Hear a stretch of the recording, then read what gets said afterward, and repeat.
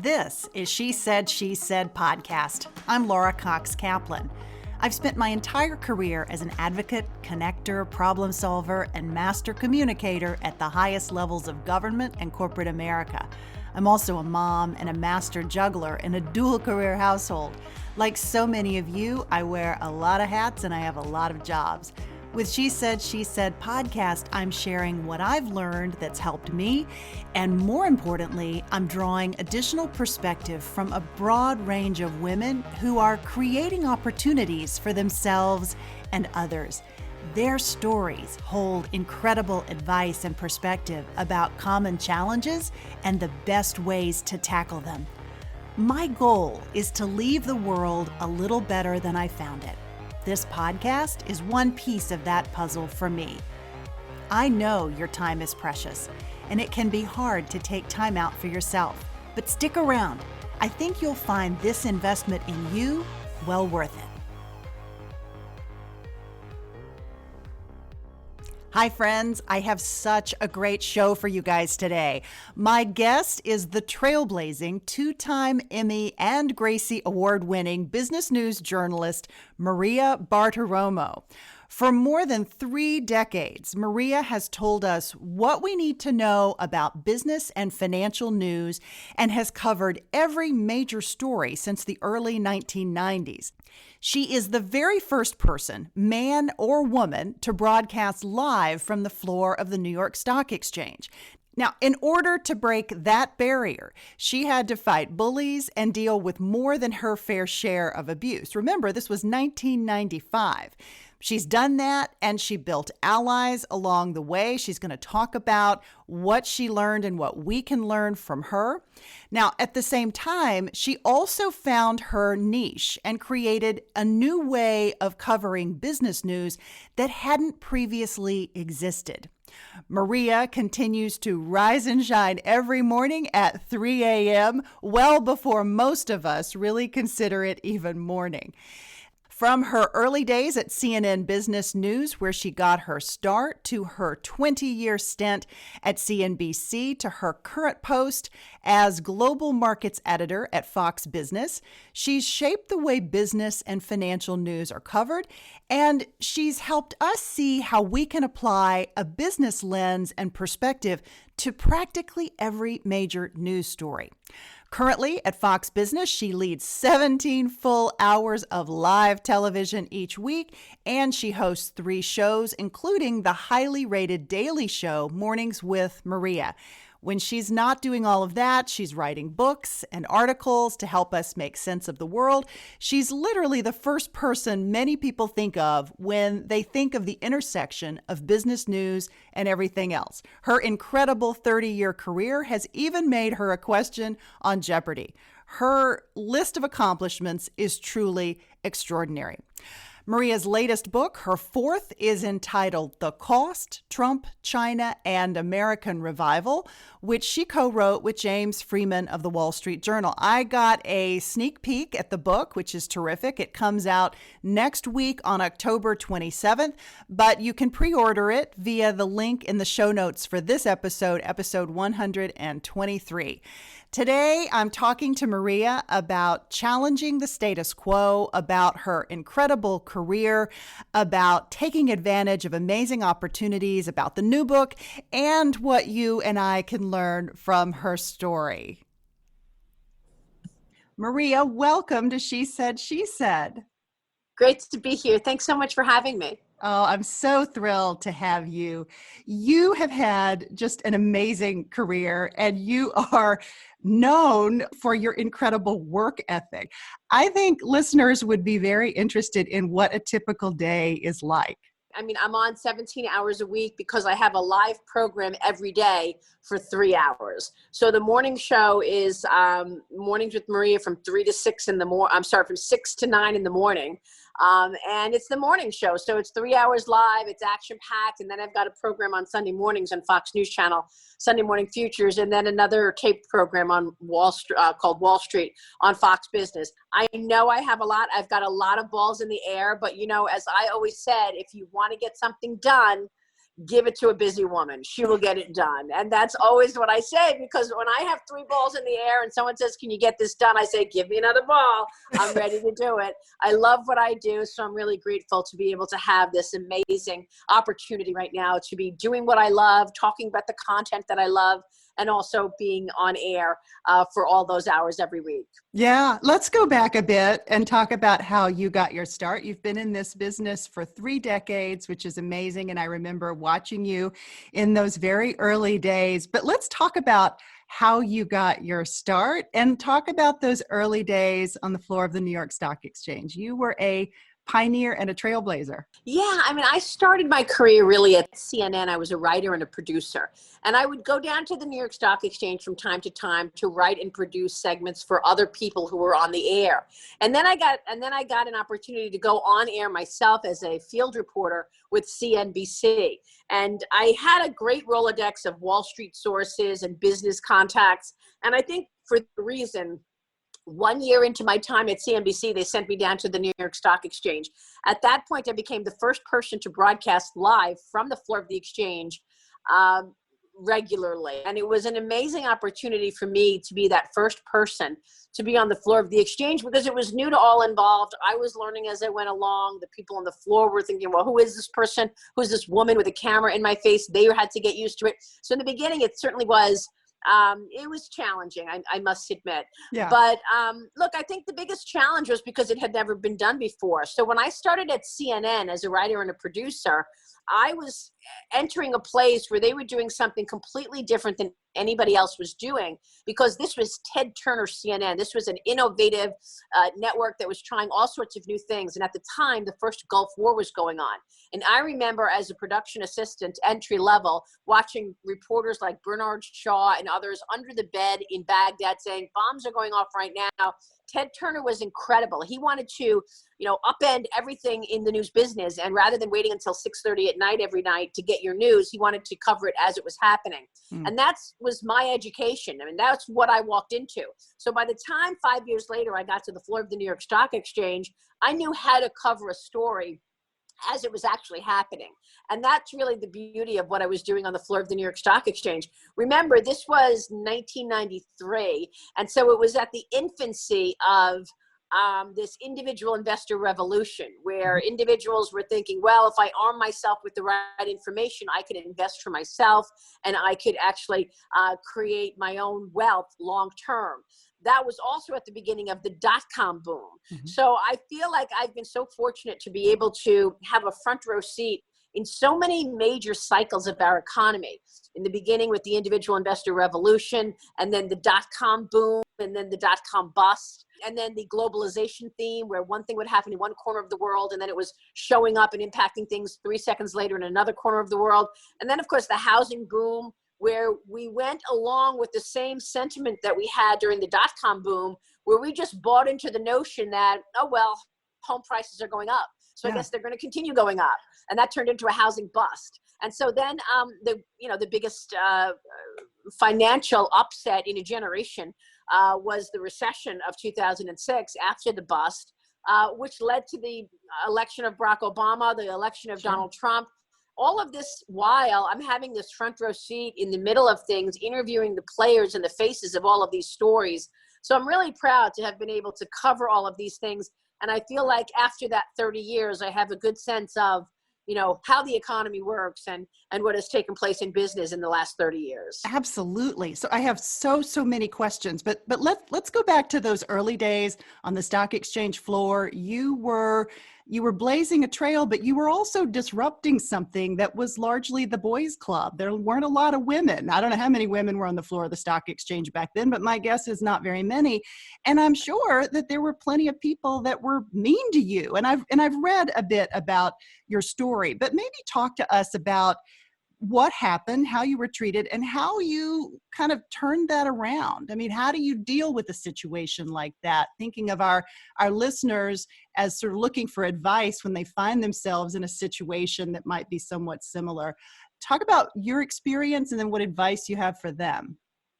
Well, you're right. I mean, look, it was intimidating. There's no other way to say it. I'm walking into a sea of suits. I'm walking into a group of thousands of people, largely men, who are older than me, more experienced than me. And here I come trying to cover what they're doing. So it was definitely intimidating. And there was a small group of people who really did not want me there.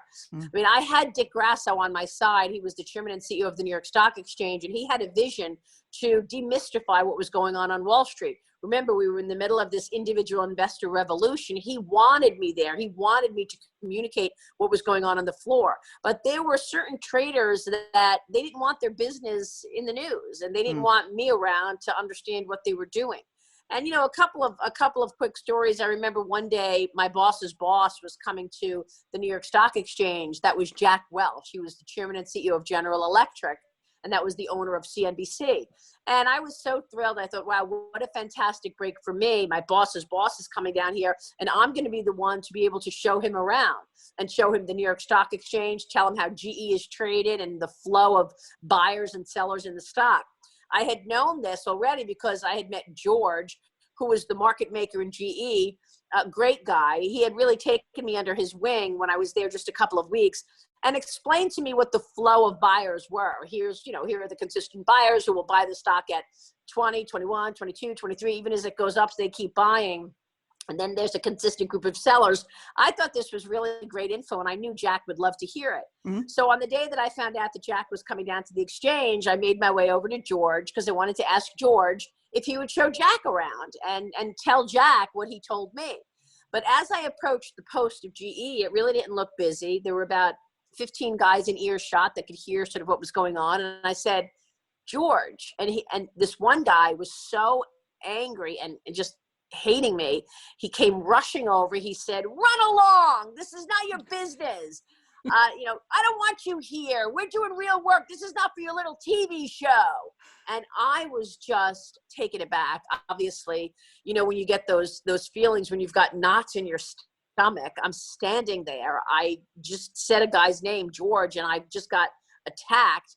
15 guys are waiting for my response. They're waiting for a fight. So I just sort of, made sure to stay strong and reach from within. And I said, don't speak to me that way. And then I just walked away. I mean, I basically ran along, but I came back and I kept coming back. I did bring Jack Welch over to George when Jack came to the exchange. George did explain to Jack what happened. And I made a commitment to myself that day that I wasn't going to allow these guys to push me around, that I recognized now there were people who didn't like me there, and I was going to overcome it. And the way that I overcame it was I made sure that I knew my stuff. I made sure that I owned my job. Later that day, I called Dick Grasso. I said, Dick, I don't know, after the close, I said, I don't know why this guy's yelling at me in the front of, 25 people, 15 people right next to me, embarrassing me, harassing me. You allowed me down here. Why do I have to take this? He said, well, come up to my office after the close. We'll have a conversation about it. Okay. I went upstairs. Sure enough, there's this guy. And we're sitting knee to knee, and the whole meeting, he just belittled it. He said, look, stay away from me. His name was Mike Robbins. May he rest in peace. He passed away. And he said, look, don't come around near me. I don't want to see your face, and you'll be okay. Don't get in my business. I don't know about your little TV show, and I don't care.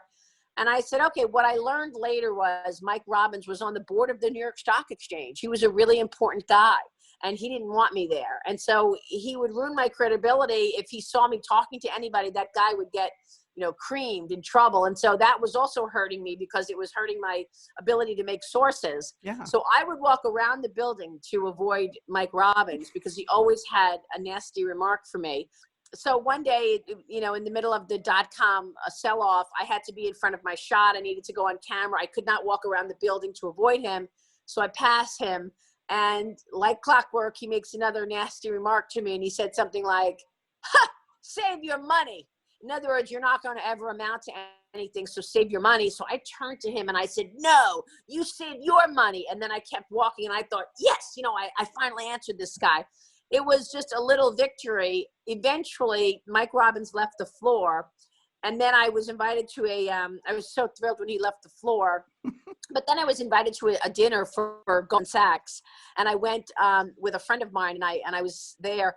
And all of a sudden there's all these Goldman guys and these important guys from Wall Street, and I'm making sources and I'm feeling that this is great. I have all these sources. Sure enough, corner of my eye, I see Mike Robbins walk in, and I think, oh God, I better backpedal out of here. I do not want to see this guy. He's going to mortify me in front of all these people, and I don't want to have a fight right now. I start making my way out of the event. Sure enough, taps me on the shoulder. Hello, Maria. It's Mike Robbins. I said, oh yes, hello. And he turns to me and he says, look, I'm sorry I harassed you all those years. I want you to know that I still haven't seen your loyalty show, but I read your column in Business Week and you're doing a good job. And I felt so great about it. I said, Mike, I so appreciate that. Bygones be bygones. Let's shake hands, forget the whole thing. And it just made me realize, and it reminded me that you have to own your own job. You have to own your career. And when you arm yourself with enough information, when you own that job, that you know that nobody knows this better than you do, you can't be touched, and it's okay. So I always remind women who are coming up in our industry to say, look, you earned your seat at the table. Don't ever allow anybody to tell you differently, because you earned it like I earned it. So you belong there, you should be there, and you should be thriving there. Keep your head up high, make sure you own your job, know your stuff, and you will get through this. Yeah. Where does this tremendous drive, or some might call it chutzpah, come from for you? Because it's sometimes easier said than done, right? When someone's really being mean to you and pushing you around, we all have self-doubt to some degree. But how do you plow through that? And for you, where does that come from? Where's that strength come from? Well, I think it's the right question, because oftentimes we learn this growing up. And I certainly did have a little bit of an edge. I mean, I grew up in Brooklyn. I grew up in a middle-class family. My both parents worked really hard. They both had jobs. My father owned a restaurant. My mother first she worked in OTB, actually, she had a great pension. She was financially independent. She did everything herself. She had her OTB job when my dad needed her at the restaurant. She OTB, there as well. you should tell our listeners what OTB is. I know what that is. That was off-track betting, and it was a betting parlor pretty much. My mother never gambled ever in her life, ever, but it was a good job, and she got it herself. She didn't go to college, and she would sit behind the partition and put bets in. It was a horrible place because it was filled with smoke. And people were smoking. It was back in the day when people thought it was okay to smoke cigarette after cigarette. I grew up watching my parents work incredibly hard, is the point. My dad, owned this restaurant. I was the coat check girl at that restaurant as a little girl. And I think growing up in an environment where, if I would say to my mother, look, I want to do this, I want to go on this trip, I want this, she would say to me, okay, you can go, but how will you pay for it? What are you going to do? It was always, if you want this, you're going to have to earn it. And I think that mentality that I grew up with gave me this edge that I'm going to work hard, I'm going to make it myself, I'm going to be financially independent, and I'm going to make sure to do it myself and be independent. Coming from Brooklyn, I guess I had a little bit of toughness. Actually, I didn't have toughness, but I made believe I did. And so I fooled them that I was tough. Well, it's sort of that. You have to push back. Yeah. If someone's pushing at you, you have to push back. And wearing that confidence, even when you might have felt a little bit woozy inside, projecting that confidence too was probably, at least in part, how you were able to break through that. So one story that I had read, and you can tell me if this is true, but one of your mentors, when you were contemplating going from CNN to CNBC, which was really where you got your big break, one of your mentors had said, this is the worst thing you can possibly do. I'd love for you to A, tell me if that story's true, and B, how you know the difference, right? When it's your mentor, somebody who you're trusting to advise you, how do you know when to listen and when to really dial in to what you know is right for you? Well, you're right. I mean, I think that you also have to trust your own judgment. And, once you gain confidence that your judgment and your gut is telling you what to do, you have to follow it. So that was Lou Dobbs who said that to me. I was working at CNN Business News, and I was a production assistant, then I was an AP, then I was an assignment editor. And I was doing really well because I was gaining a great Rolodex and I knew who to call with all these stories. But I would go out, interview people, write a script, and then I would give that script to somebody like Kitty Pilgrim or Terry Keenan, people who were on air, and they would go on air with my pieces. But then Lou, my boss, decided to upend the whole newsroom. He wanted to move me to the morning show, and then I wouldn't be in the field anymore. So I knew in my heart that at that point I had found what I loved, and that was being in the field and interviewing people, meeting sources, getting information. I knew that when he was going to move me, I wouldn't be in that position anymore to go into the field. So the only place I really wanted to work was CNBC, because CNBC was the only other network that actually respected business news. They liked business and deals, and I wanted to cover that. So I sent them my tape. What I did was I said to Lou, look, Lou, I'll thank you for the, promotion. You're taking me off the assignment desk. It's not really what I want to do, but is it okay if I stay in the field after my shift is over and I go interview people after I'm done so that I could stay in the field? He said, Marie, you're making your day longer. I said, I know, but I really still want to be in the field. So I made it that I would be able to go out with the camera crew from time to time. And during that time, when I was on shoots, I put my own tape together. I sent it to CNBC. They offered me a reporter's job on the air.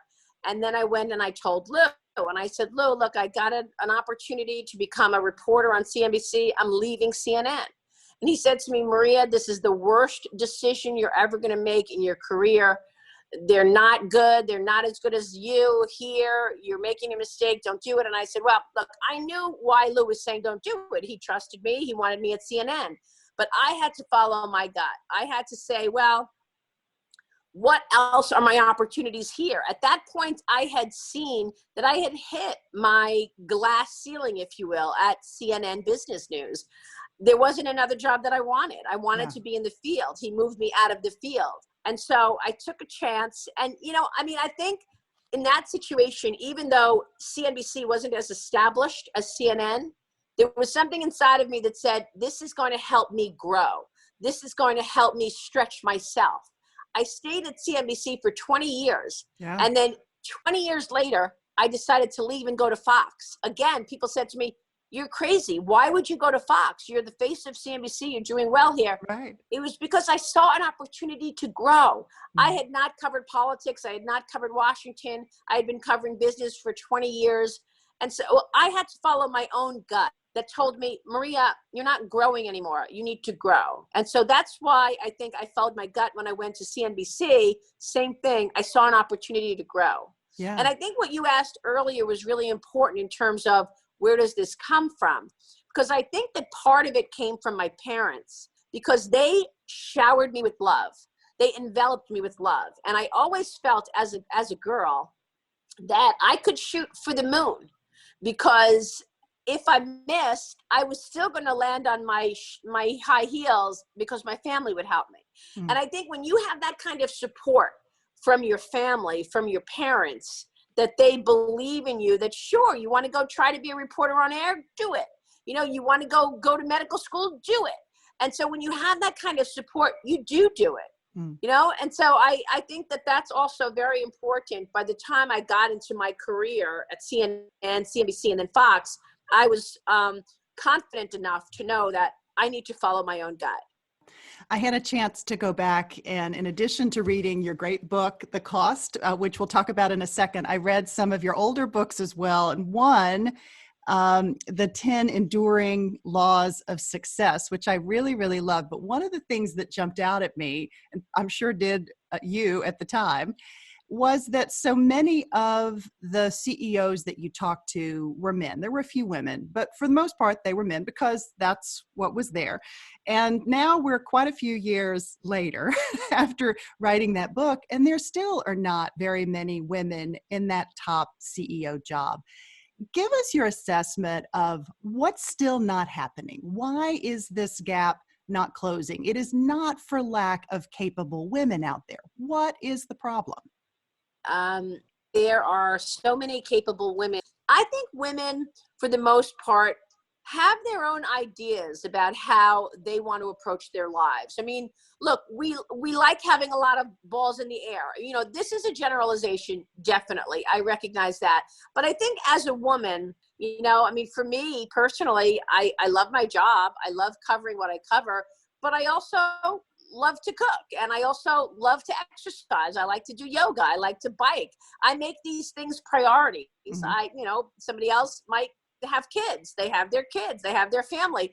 We as a woman, we're the CEO of our household. So we also have that. Right. And so, you know, for me, I feel like a woman does have choices. We make choices.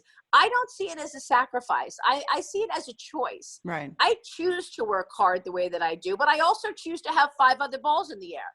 Men, as a generalization, I know it's a generalization, but oftentimes they have their career and that's what they're doing. That's their priority. And I think when women take themselves out of the, you know, the hustle bustle craziness of you know, moving up the corporate ladder, they do have setbacks. Yeah. I think that we need support from boards of directors. We need companies to recognize that it's essential to have diverse boards and diverse management teams. But I also think, you know, it's up to a woman to make the choice. And I mean, I don't know why we're not seeing more women in the corner office. I mean, I'm trying to speculate as far as why, but it's crazy in 2020 that we're not seeing more of a level playing field. It really is. I mean, there has been some incremental progress, but you know, I really was struck by that in reading your book and thinking, we really haven't gotten much beyond where you were then when you wrote the book. So it's a very interesting dilemma. I'm curious about, you know, whether you think some of the big challenges that we've seen over the course of your career would have turned out differently or played out differently, or maybe not occurred at all had we had more women in more senior positions in big Wall Street jobs at these big Wall Street firms. Would it have made a difference, do you think? Well, it's an interesting question because people say to me, you know, how was it being a woman on Wall Street? Do you feel that it's helped or hurt you? And, you know, I could say, you know, in both times. I mean, on the one hand, the story I told you earlier about Mike Robbins, Hmm. he didn't want a woman there. Right. He didn't want me there. So, you know, he could have really stopped my rise, and he could have really put a dent in things. I mean, I didn't allow it to happen, but you do have that kind of challenge. On the other hand, being a woman in business, calling sources, oftentimes that source may want to have lunch with me rather than having lunch with another guy in a suit. So maybe it helped me in some regard. I think it was helpful to be a woman. I think when you're a woman and you own your position and you know what you're talking about in terms of your job, whatever you're doing, I think people look at you and say, you know, she's got it together. She's, you know, a woman handling this, handling her family, and she also knows Wall Street cold. And Yeah. so, you know, for me, I feel like it was helpful. Yeah, yeah. So there was a New York Post reporter who gave you a particular moniker or nickname back in the day. And I've been curious about how you responded to that. Was that something that, I mean, it could be taken in a disparaging way, but at the same time, it sort of seemed to me that you didn't really take it that way necessarily. Talk about how that felt, how you reacted to this. Yeah, I didn't mind at all, honestly. I mean, you know, the New York Post came up with Money Honey because it rhymes. And honestly, nobody really picked up the phone and said, hello, Money Honey. I mean, you know, it was just the way that they referred to me on, you know, in their newspaper. But I think that I was, and I have been, and I still am very comfortable with who I am and what my audience expects of me. Never once did I ever think, oh God, this nickname is going to make people not take me seriously.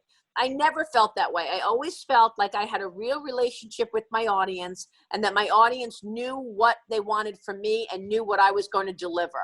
I always felt that when I went on the air, I was talking about serious subjects. When I was interviewing leading CEOs and investors, managers of businesses who were talking about real important information, and the audience knew it. It never really bothered me. People would say to me, doesn't that bother you? No, actually. I mean, frankly, I'm happy that I was flattered to just get noticed. I Yeah. understand, you know, if that is a situation your whole career that you're always talked about as a nickname and not who you are. For me, honestly, it never impacted me negatively. I was grateful to have gotten noticed. And, it wasn't anything I didn't take it so seriously. Yeah. I want to pivot and shift gears a bit and maybe tap into some of your financial advice. We are still in the midst of COVID, unfortunately. I'd like to think that we're on the back end, but it's unclear as to how long this is going to play out, and people are scared. Sort of what's your assessment of people maybe that are in some of the hardest hit industries, either with their financial portfolios or with their jobs or professions? What's your advice for them right now? Sit tight, get out, pivot. How should they be thinking about that? That's a pretty tough, broad question, but more just perspective around where we are at this moment in time, financially speaking. Well, look, I think that when you get thrown a curveball, like we have been thrown, I think you have to look at that curveball realistically. So where are we? We are in the middle of this massive pandemic, hundreds of thousands of people dead as a result. Our lives have completely changed. In the last several months, what we've seen happening is the digital economy is persisting more. Look at us. We're on this Zoom call right now. People are doing calls. They're doing Skype. We're ordering e-commerce, groceries being delivered. I think you have to recognize the reality of the situation. This is what has occurred. We have to catch that curveball, and it doesn't matter what the curveball is. It's really how you catch it and how you throw it back. We have to recognize that the digital economy is only accelerating. Where we were at the beginning of 2020 was one place. Where we will be at the beginning of 2021 is going to be very different. These things that we're doing now will persist once we're out of the COVID lockdown. We may very well be using more telehealth, teleeducation.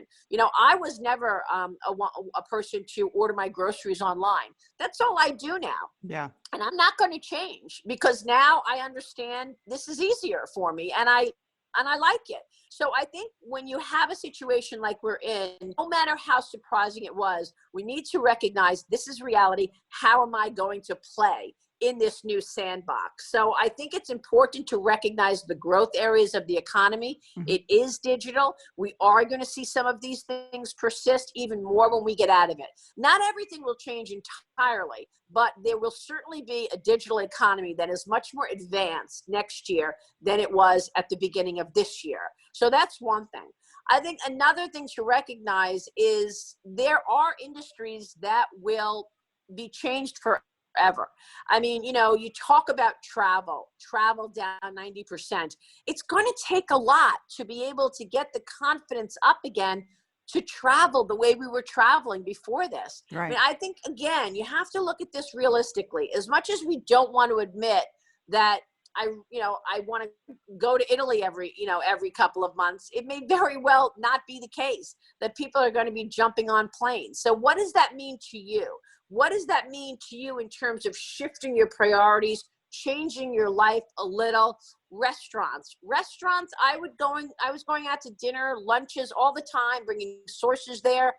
I'm just not going to do it in terms of crowded restaurants that much. Even when we have the vaccine, I don't see myself rushing over to crowded places. It's going to take time. Right. So unfortunately, there will be restaurants that will not come out of this, that will go bankrupt. These businesses, they live on cash flow. Mm-hmm. If you don't have foot traffic, you don't have cash flow, it's a big deal. You're dead. And so I think that there are a number of industries that will not be the same. Structurally, they will change. There are other industries that are thriving. Look at Amazon and delivery, etc. So I think it's important to take an honest look at how these changes may impact your life and try to adapt. You mentioned my book earlier, The 10 Laws of Enduring Success. One of those laws was adaptability. And that's what people like Jack Welch, all these CEOs that I interviewed throughout the book talked about. Are you flexible enough to adapt to a changing backdrop, to a changing environment? It's really critical in terms of enduring success. And so that's why I included that one in there, even before, recognizing that it was going to happen to me in this pandemic. So I think that's one thing that's very important right now. Where we are, look, the economy has begun to recover. We're seeing some signs that jobs are coming back little by little. Businesses are opening up again, and it will take time, but we will see a recovery. We're expecting to see economic growth in the fourth quarter. The government with this enormous amount of stimulus, the Federal Reserve with an enormous amount of stimulus, will get back. It may not happen, sooner, but right now what you're seeing going on in corporate America are CEOs trying to understand what the new normal looks like. And there are many areas of their business where they're saying, you know what? Employees working from home, it's working. Yeah. I mean, my ratings are soaring. I'm doing my show every day from home. My ratings are soaring. It's easier for me to get people on the phone. I'm no longer doing the breakfasts and the lunches, but I'm texting people. They're calling me right back. I'm having the same discussions that I would have had over breakfast, and I'm booking them on the show. So the bookings are very strong. The ratings are very strong. I feel fortunate. Not everybody is in that camp that they can work from home and be successful at it. So I think it's going to be uneven in terms of which sectors and how things play out. But I do think that there's light at the end of the tunnel. Yeah. Yeah. No, that's very positive advice. It's hard to know what to do. I mean, if you're in an industry, you mentioned hospitality. If you're in an industry like hospitality, it's very difficult to figure out how to pivot and what you can do to create an environment for yourself where you are working from home, right? And sort of what do you do next? It's a really, really challenging time. I want to completely shift gears and talk a bit about the state of the media. You've had a front row seat. Talk about how things have changed and evolved, maybe what's working, what's not working. There's a lot of distrust in the work of many of your colleagues about what people can really rely on. Maybe give us your assessment of the industry. Well, it's really a sad time, frankly, because things have become so political. And I think there's, a fair amount of honesty in saying that the media has become politicized. And it's sad because most people just want the facts and they don't want your opinion along with the facts. But the media has been unable to show any balance as it relates to President Trump. And, this guy cannot do anything right, according to the media. And I think most people see that. They didn't like his America First program. I mean, frankly, when he first started saying America First, I said to myself, well, he's the president of America. That's what I would expect. What is he supposed to say? China first? So I just think that it is somewhat disheartening to see that the media has been unable to get away from its just hatred of this president, and they do actively move to take him out. And so, trust has plummeted. Trust has plummeted in the media. I'm sorry to see that. For 2.5 years, there was this Russia collusion going on. And I knew that it wasn't true. I sniffed out this story from day one, and I got slammed for it because I was having on my show Sunday Morning Futures on Fox News every Sunday the actual congressman that saw the redacted documents, that saw the witness testimony of people in the FBI and the CIA who said there was never any collusion. So from day one, I knew that there was no collusion. But every time I went on the air and said, well, this is what I learned yesterday on Sunday Morning Futures, and this is what Congressman John Ratcliffe told me, this is what Congressman Devin Nunes told me, I would get slammed. They just didn't want to hear it. They went with this narrative and they kept broadcasting it. And I just think it's a sad day for journalism. I really do. I've been a truth teller and I'm trying to seek out the truth, and people don't like it. It's a great pivot to your fabulous book. It's called The Cost: Trump, China, and American Revival. Why this book and why right now? Well, I was looking at the moment in time that I found myself in, watching this incredibly unconventional president and the way that he impacted people, so polarizing. And I thought to myself, this is really a moment in time that we have to document.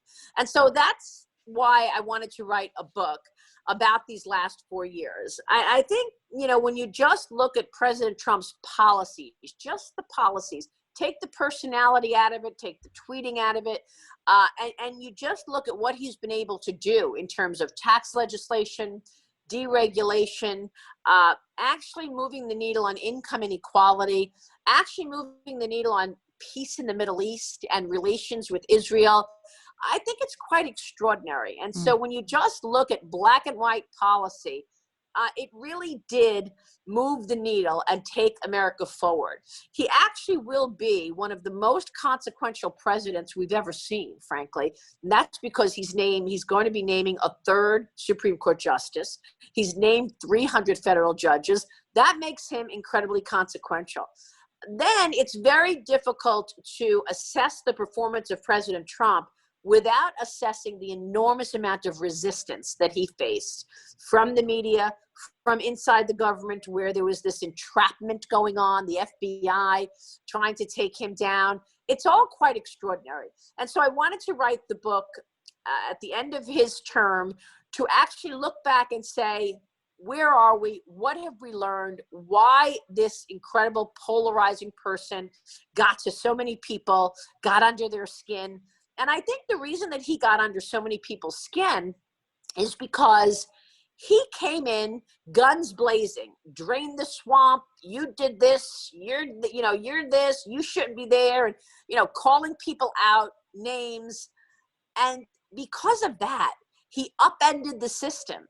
His existence threatens people's continued viability. And so people in Congress who've been there for 20, 30, 40 years, he's actually saying, what have you done for your constituents? Oh, really? Look at San Francisco. Look at the homeless problem in California. Look at New York. And as a result, they want him out. They don't want this overseeing of their performance. And so I think that's part of it. His existence threatens their existence. So I thought it was really important to document our 45th president and what has taken place on his watch. Yeah. Are you bothered by the way he goes about doing his job? It's not just so much the calling people out, but doing it in a way that's oftentimes mean and really disparaging. There's a meanness to it that I find troubling, even if I can agree with the outcomes. How do we reconcile that, Maria? Yeah, no, I agree with you. I think he has an incredibly unconventional approach. It's not my approach. It's not what most people want to see in the face that represents us as a nation, as our president. But at the same time, what I've learned in these last 7 years at Fox, covering politics and covering policy, is there is a serious amount of mudslinging. I mean, what I have seen in terms of the corruption is just extraordinary. That's one of the reasons that I could not get over what took place in 2016 and how there were members of the FBI that actually moved to entrap him and look, we just learned from the handwritten notes of John Brennan that it was Hillary Clinton's idea to tie Trump to Russia. I mean, that is just mind-boggling that now we know 4 years later that she had an idea. And that's fine. You're a political candidate. You're going to dig up dirt on your political opponent. I get that. And that's what anybody would do, right?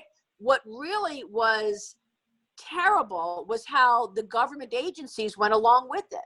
That's where things really turned incredibly, potentially criminal. And so I actually couldn't get beyond that. I just felt like, wow, this really goes on? That kind of corruption, that you don't like your opponent, so you just make up a story and then you start running into his campaign so that you could unlawfully spy on it. So for me, the policies have outweighed the personality, and the massive abuse against him, for me, has outweighed the meanness. But yeah. I understand what you're saying. I get it. And I think, by the way, that's why his base supports him so much, because they've never seen anything like this where he's calling out everybody. And, it is, as you say, in some ways, not what you want to see. Yeah, yeah. And it makes it hard. It makes it hard to reconcile when you're raising little children, say, well, the president does it, but you can't talk to people that way. It makes it rather challenging in any You're event. right. So You're right. China's a big focus in this book as well. And I know it's been a big focus for you. Maybe talk a little bit about how you talk about China now. And I should say for our listeners too, the book will be out October 27th. That's a week from today. We'll include a link to the book, the cost, and the show notes for this episode 123. But Maria, talk to me a little bit about China and your thoughts there. Well, I mean, I think that China is so fascinating because the Communist Party has made it very clear that the Chinese Communist Party wants to return China to the number one place in the world, the number one superpower of the world. And they've done that in a number of ways that anyone would say is wrong. In fact, they've been stealing intellectual property for decades. I think what happened with the U.S. and China's relations is over the last 40 years, the U.S. made a policy decision to open up China, to try to get the Chinese Communist Party to say, okay, this is democracy, this is independence, this is freedom. That's how that works in the U.S. It's actually good for people. Maybe we will open up a little more. Maybe we will, change our policies a bit. That did not happen. In fact, the current communist regime in China has elevated Xi Jinping to Mao status, Mao Zedong, which is a sharp dictator which sticks to the communist ways. So I think what you're seeing in the last two or 3 years is the CCP has stepped up its aggressiveness. Don't forget, they track their citizens. In a communist country, you don't have rights as an individual. You don't have that in a communist country. This is communism versus what we have, capitalism and democracy. And they track their citizens as they're tracking you. At the end of the year, you'll get a social score, meaning if you do something that is something that the CCP doesn't like, well, then you may very well not get the ability to get on a train. You may not be able to travel. That is what communism is. And so they also steal intellectual property. I have a list of companies that have sued Chinese companies for just lifting their trade secrets. In the book, I go through one story of a woman who worked at Motorola for 13 years, who was caught at the airport with tons of data in her pockets. It was about $600 million worth of product of Motorola. She was detained at the airport because she had a one-way ticket out. We learned then that she was also working for a technology company in China where she was transferring the data. So it's things like this, I think, that have been revealed and have alerted the American people to the threats of national security risks. And one thing that President Trump did, which was very good, which was he was one of the first presidents to actually push back on China and create consequences for bad behavior. To Hong Kong just recently started putting in new laws and regulations. They were not supposed to take over Hong Kong for another 25 years. There was a handoff that said they can live autonomously, with freedoms. Now they're taking that back. They've militarized the South China Sea, even though that's not Chinese territory. They've invaded India, and 20 Indian soldiers are dead right now. So they've used this coronavirus as an opportunity to gain more territory. The Chinese Communist Party is a competitor to the United States. They want to replace the U.S. as the number one superpower. And I think people all over the world have to make a decision. Do we want a communist country being the dominant superpower of the world? I think not. I think you want a free country with democracy and independence being that leader of the world. So that's why right now you've got this back and forth between the two largest economies. One of them will be the superpower for the next 20 years. It's really, really fascinating. Okay, if you were to take a step back, you've had an amazing career and incredible accomplishments.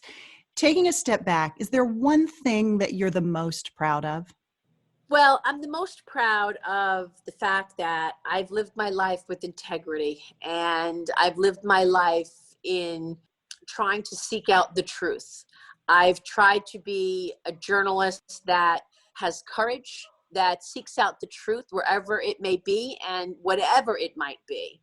And I think it's important because in life, as you know, we all get thrown curveballs, and you have to make the commitment today that whatever that curveball is, you're going to do the right thing. And we're all faced with dilemmas every day, all day. We all know in our heart of hearts what's the right thing.